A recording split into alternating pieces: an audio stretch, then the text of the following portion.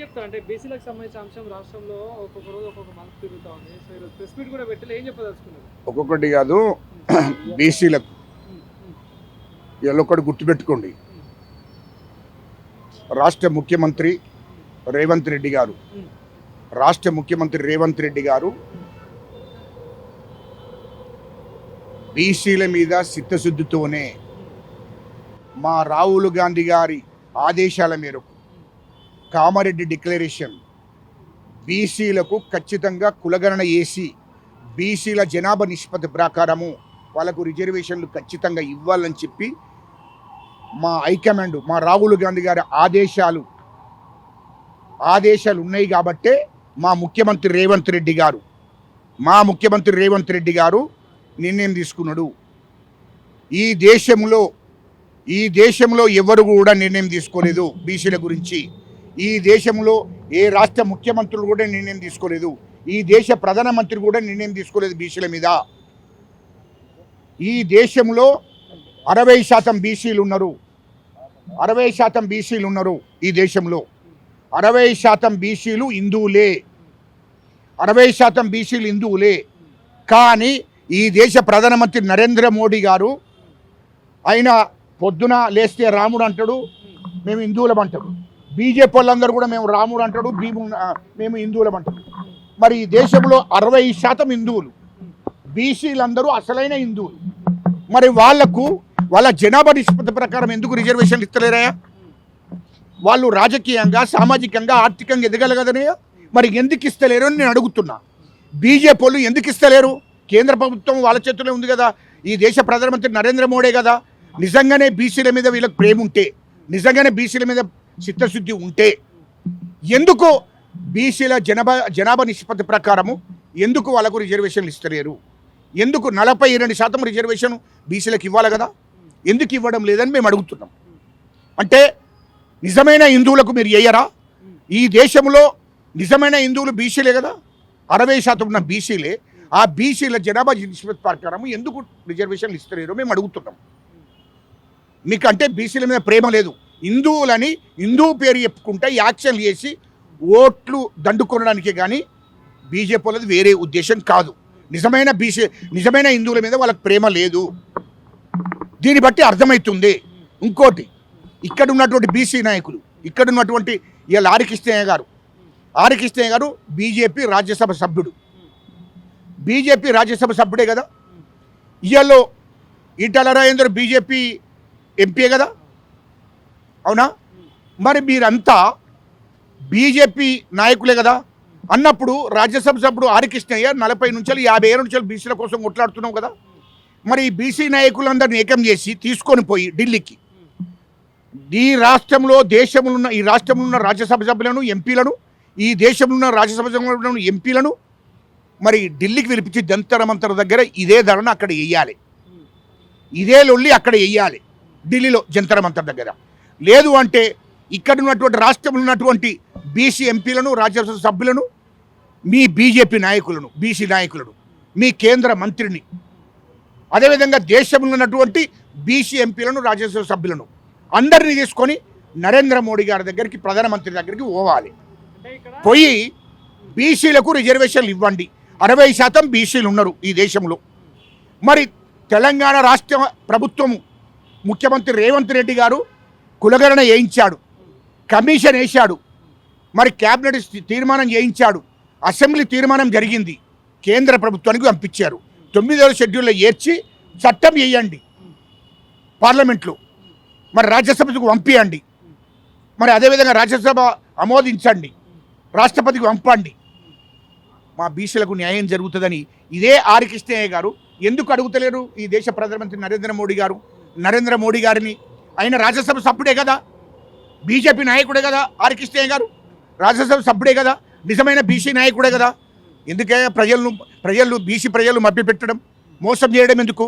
మీకు నిజంగానే ఇప్పటికి కూడా ఆర్కృష్ణయ్య మీద గౌరవం ఉన్నది. నాకు ఉద్యమకారుడు, 50 ఏళ్ళ నుంచి బీసీల కోసం ఉద్యమం చేస్తున్నాం. ఈ బీసీ నాయకులందరినీ తీసుకొని, బీసీలో ఎంపీలను, రాజ్యసభ సభ్యులను తీసుకొని మొదలు జంతర్ మంతర్ ధర్నా అయ్యాయి. ఈ దేశంలో ఎంపీలను, రాజ్యసభ సభ్యులను, బీసీలను తీసుకొని ఈ దేశ ప్రధానమంత్రి నరేంద్ర మోడీ గారి దగ్గరికి పోయి ఖచ్చితంగా బీసీలకు జనాభా నిష్పత్తి ప్రకారం 42% రిజర్వేషన్ ఇవ్వాలని చెప్పి ప్రధానమంత్రి దగ్గరికి నిజంగానే బీసీల మీద నీకు ప్రేమ ఉంటే అది అడుగు అని చెప్తున్న హరికృష్ణ గారికి. ఇక్కడికి వచ్చి రాష్ట్ర ప్రభుత్వాన్ని విమర్శించడం, మా ముఖ్యమంత్రి గారిని విమర్శించడం తగదు నీకు. ఇది కరెక్ట్ కాదు. ఇప్పుడు 18 తారీఖు నాడు బంధు పిలుపునిచ్చిన నువ్వు రాజ్యసభ సభ్యునిగా ఈ రాష్ట్రంలో బీసీ ఎంపీలను ఎమ్మెల్యేలను రాజ్యసభ సభ్యులను ఏకం చేయి. ఢిల్లీలో జంతర్ మంతర్ దగ్గర అక్కడ నిరసన తెప్పు, అక్కడ ధరణ చెయ్యి. బీజేపీ ఎంపీలు ఏమంటా ఉన్నారంటే మేము ఇయ్యలేదు కామారెడ్డి డిక్లరేషన్, కాంగ్రెస్ పార్టీ ఇచ్చింది కాబట్టి కాంగ్రెస్ పార్టీ తేల్చుకోవాలి ఢిల్లీకి వెళ్ళి బీసీల మీద నీకు ప్రేమ ఉన్నదేమో కదనే. ఇది బీసీల కోసం చేద్దామా రాజకీయాలు చేద్దామా? ఆ రెండు విషయాలు చెప్పాలి బీజేపీలు. రాజకీయాలు కాదు, బీసీల మీద నిజంగానే ప్రేమ ఉంటే, బీసీల మీద నిజంగానే చిత్తశుద్ధి ఉంటే, బీసీల మీద మీకు ప్రేమ ఉంటే, బీసీల హిందువులే కదా, ఆ హిందువుల మీద ప్రేమ ఉంటే మీరు వాళ్ళ జనాభా నిష్పత్తి ప్రకారం తెలంగాణలో ఇవ్వండి, ఈ దేశవ్యాప్తంగా కూడా కులగణన చేసి బీసీలకు 42% రిజర్వేషన్ ఇవ్వాలి. అది ఇవ్వకుండా మేమిచ్చినాం. ఇప్పుడు కాదు పోరాటం, ఇది ఇలాంటిది కాదు. ఇవాళ దాదాపు 40-50 ఏళ్ళ పోరాటం ఇది. మండల కమిషన్ ఉండే అప్పటి నుండి పోరాటం ఇదంతా. ఇప్పటిది కాదు బీసీల పోరాటం. మా జనాభా నిష్పత్తి ప్రకారం మాకు రిజర్వేషన్లు ఇవ్వనే పోరాటం 40-50 ఏళ్ళ నుంచి నడుతుందా బాబు, ఇప్పటిది కాదు ఇది. అందుకోసమే అది గుర్తుపెట్టుకోవాలి. మీరు అక్కడ మాట్లాడాలి. హరికృష్ణ గారు ఢిల్లీలో మాట్లాడు, హరికృష్ణ గారు అక్కడ నువ్వు జంతర్ మంతర్ ధర్నా చేయి, అక్కడ ప్రధానమంత్రి నరేంద్ర మోడీ గారిని కలిసి అక్కడ పార్లమెంట్లో బిల్లు పెట్టమని. దాన్ని అట్లా చూసుకోవాలి. కానీ ఇష్టం వచ్చినట్టు ఇక్కడ వేసి మా రాష్ట్ర ప్రభుత్వాన్ని బదనం చేయడం, మా ముఖ్యమంత్రి గారు చిత్తశుద్ధితోని నిజంగానే మా ముఖ్యమంత్రి గారికి ప్రేమ లేకపోతే కులగణన ఎట్లా వేయిస్తాడా? ఈ దేశంలో ఏ రాష్ట్రాలన్నా ముఖ్యమంత్రుడు వేయించారా? ఈ దేశ ప్రధానమంత్రి కులగణన వేయించాడా? కానీ మా రాష్ట్ర ముఖ్యమంత్రి రేవంత్ రెడ్డి గారు దమ్మున్న నాయకుడు కులగణన వేయించి బీసీలకు రిజర్వేషన్లు ఇవ్వాలి ఖచ్చితంగా చెప్పి కులగణన వేయించాడు, కమిషన్ వేశాడు, క్యాబినెట్ తీర్మానం చేయించాడు, అసెంబ్లీ తీర్మానం చేయించాడు, జీవో తీశాడు, గవర్నర్కి పంపాడు, కేంద్ర ప్రభుత్వానికి పంపాడు. దీన్ని అడ్డుకునే కార్యక్రమం ఎవడు? కేటీఆర్, కేసీఆర్, హరీష్ రావు ఇంట్లో కూర్చుండి, ఆ ఫామ్ హౌస్లో కూర్చుండి కుతంత్రాలు చేసి హైకోర్టు ద్వారా దీన్ని ఖచ్చితంగా 42% రిజర్వేషన్లు ఆపాలని కుతంత్రాలు చేసారు. ఎందుకంటే కేసీఆర్, కేటీఆర్, హరీష్ రావు దొర, ఆ దొరలకు అహంకారం ఎక్కువ. బీసీలు డెవలప్ కాకూడదు, బీసీలు రాజకీయంగా, ఆర్థికంగా, సామాజికంగా ఎదగకూడదు. ఒకవేళ బీసీలకు రిజర్వేషన్లు వస్తే బీసీలు, ఎస్సీలు, ఎస్టీలు ఏకమైతే రాజ్యాధికారం వాళ్ళ చేతులకు పోతుందని చెప్పి ఆలోచన చేసి కేసీఆర్, కేటీఆర్, హరీష్ రావు అనేటువంటి ఆలోచన చేసి ఇయలో రెడ్డి జాగృతి అధ్యక్షుడు ఎవరైతే మాధవరెడ్డి ఉన్నాడో ఆయన ఎవరికి దగ్గర? మల్లారెడ్డికి దగ్గర, ఎమ్మెల్యే మల్లారెడ్డి గారికి దగ్గర బాగా. హైకోర్టుకు పోకముందు ఒక 2 రోజుల ముందు మల్లారెడ్డి గారి ఇంట్లో మాధవరెడ్డి గారిని కూర్చోబెట్టుకొని మల్లారెడ్డి మాట్లాడాడు.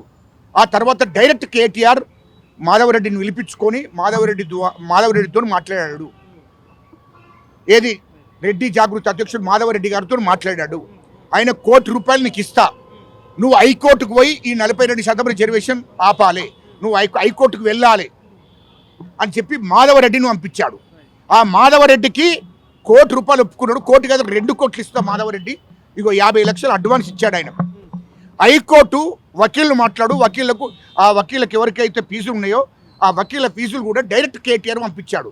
20 లక్షలు కాదు 40 లక్షలు ఇస్తా, అవసరం కూడా ₹1 కోటి ఇస్తా, కానీ హైకోర్టులో మాత్రం దీన్ని ఆపాలని చెప్పి అడ్వకేట్ ఫీజులు కూడా పంపించింది కేటీఆర్ఏ.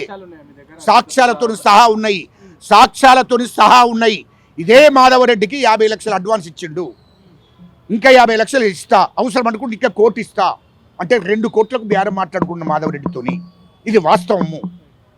ఇట్లా బీసీల మీద విషం నక్కుతున్నాడు కేటీఆర్, కేసీఆర్, హరీష్ రావు అన్నట్టుడు. ఎందుకంటే హైకోర్టులో అడ్డగించిందే బీఆర్ఎస్ పార్టీ, కేటీఆర్. ఇయల్లో బీసీల గిట్ట 42% రిజర్వేషన్ అమలైతే బీసీలు ఆర్థికంగా, సామాజికంగా, రాజకీయంగా ఎదుగుతారు.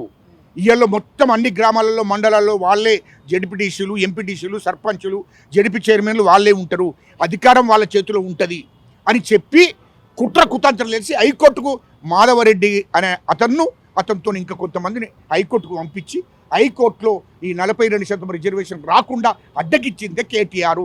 ఒకవేళ ఇది తప్పైతే అని పెద్ద కొడుకు మీద ప్రమాణం చేయమను. అది తప్పైతే పెద్దమ్మ గుడికి వచ్చి అమ్మవారి మీద ప్రమాణం చేసి చెప్పు నేను ఇవ్వలేదని చెప్పి దమ్ముంటే. ఇవాళ కొడుక ఇవాళ బీసీల మీద విషం కక్కుతున్నావు, ఎస్సీల మీద ఎస్టీల మీద విషం కక్కుతున్నావు. ఏనాడు కూడా 10 ఏళ్ళు మీరు అధికారంలో ఉన్నప్పుడు బీసీల గురించి మాట్లాడలే, ఎస్సీల గురించి మాట్లాడలే, ఎస్టీల గురించి మాట్లాడలే. నా కొడుక బీసీ బంధాన్ని పెట్టి బీసీలను మోసం చేశావు, దళిత బంధాన్ని పెట్టి దళితులను మోసం చేశావు, దళితులను ముఖ్యమంత్రి చేస్తాడని అట్లా మోసం చేశావు. ఇన్ని రకాలుగా మోసం చేసినోడివి ఇవాళ బీసీల మీద విషం కక్కుతున్నావు. బీసీలకు 42% రిజర్వేషన్ రాకుండా అడ్డగించినటువంటి వాడు కేటీఆర్, కేసీఆర్, హరీష్ రావే, వాళ్ళ కుటుంబమే. కాబట్టి ఇవాళ హైకోర్టులో కాదు, రేపు సుప్రీంకోర్టు కూడా రాష్ట్ర ప్రభుత్వం పోతే ఖచ్చితంగా సుప్రీంకోర్టులో కూడా కేటీఆర్ అంటాడట, సుప్రీంకోర్టు కూడా కోర్టు కాదు 10 కోట్లైనా పెట్టి సుప్రీంకోర్టులో కూడా అడ్డుకుంటామని చెప్పిండు. అలాంటి దుర్మార్గులను బీసీలు నమ్మరు. అదేవిధంగా ఇవాళ జూబ్లీహిల్స్ కాన్స్టిట్యున్సీ, అసెంబ్లీ కాన్స్టిట్యున్సీలో ఎలక్షన్ జరుగుతున్నాయి. బీసీలు చెప్పులు తీసుకొని కొడతారు, గుర్తుపెట్టుకోండి. ఎస్సీలు ఎస్టీలు తరిమేస్తారు. డిపాజిట్ కూడా దక్కది బీఆర్ఎస్కు. ఏ ముఖం పెట్టుకొని పోతారా?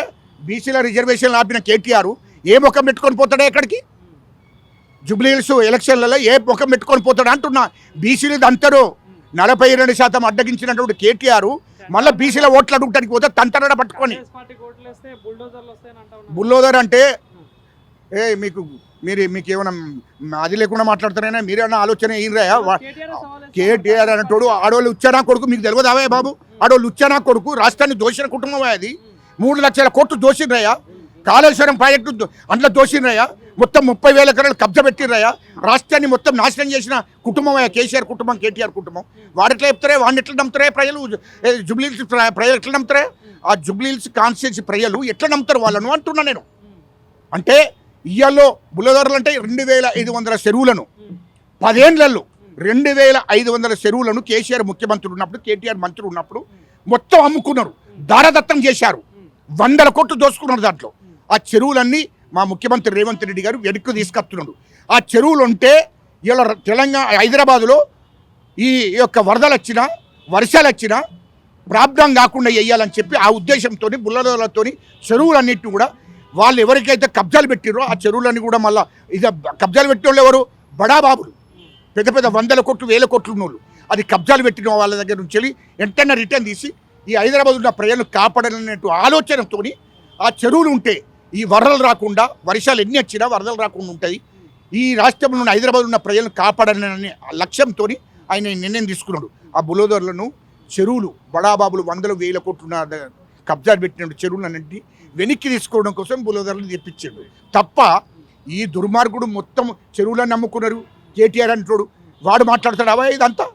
ఇవాళ బీసీలను రిజర్వేషన్లు అడ్డుకున్న నా కొడుకు ఎట్లా ఓట్లు అడుగుతాడే? రేపు బీఆర్ఎస్కు డిపాజిట్ కూడా దక్కదు, బీఆర్ఎస్కు డిపాజిట్ కూడా దక్కదు. కాంగ్రెస్ పార్టీ 50,000 మెజార్టీతో గెలుస్తుంది జూబ్లీహిల్స్లో. రైట్.